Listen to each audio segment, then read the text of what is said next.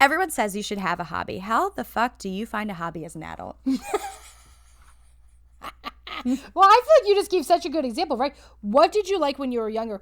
But also, you know what I've had clients do before is literally Google list of hobbies and then go down and try something new, right? Like you can literally go down, like the cool thing about the internet is like you can find a ton of shit. Like I fucking bet if you went on Pinterest and you were like, pretty aesthetically pleasing list of hobbies, it would come up, right? Like some motherfucker made that on Canva and you can get it for yourself. And then you can like try shit out because like you really don't know until you know. And it's okay to try things and not do it well. You probably will not be good at it when you first do it. I think that keeps people from trying a lot of things is, oh, what if I do it and I'm not good at it? You won't be good at it, especially if it's the first time you're doing it. Well, okay, so for a long time, so in grad school, I was really into making candles. Yes. Remember that? I do. Like for about like 6 years, I was very into making my own candles and doing the soy wax and doing the essential oils. I didn't like it anymore. Okay.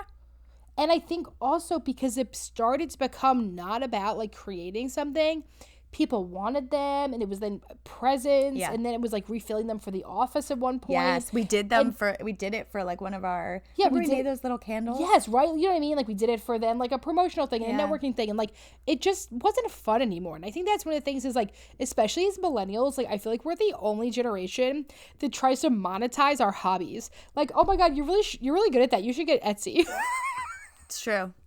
And we don't have to monetize them. No, it can just be for joy. Sorry that we monetized your Well, we didn't think about it at the time, right? At the time, it seemed smart. Like, oh, cool, we can make homemade candles. We'll bring them to this fundraiser. You know what I mean? Good at it. I know, but then it wasn't fun. Oh, God.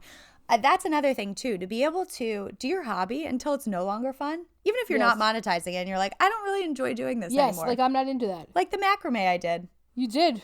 For a second. You know, I also do think part of this is like an ADHD thing. Like there's like a TikTok that's like, if you have ADHD, how many like craft projects do you have that you stop doing?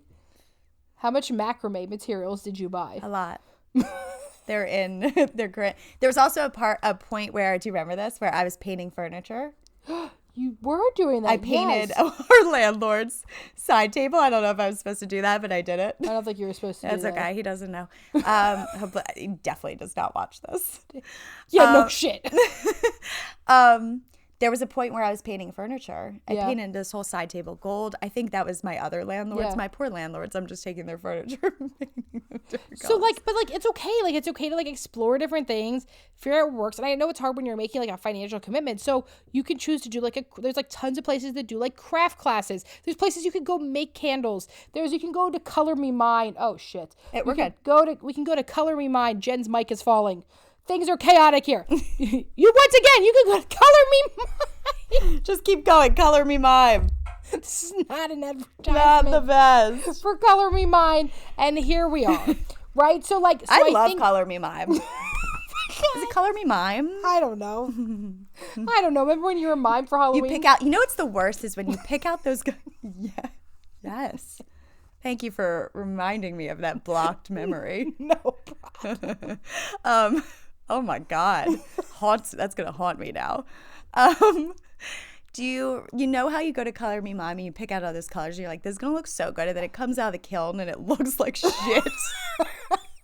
But you really enjoyed it for those 25 minutes. You would always get like those colors that had like those little dots in it. Yes. And you would be like, oh, this is going to look so good. It never did.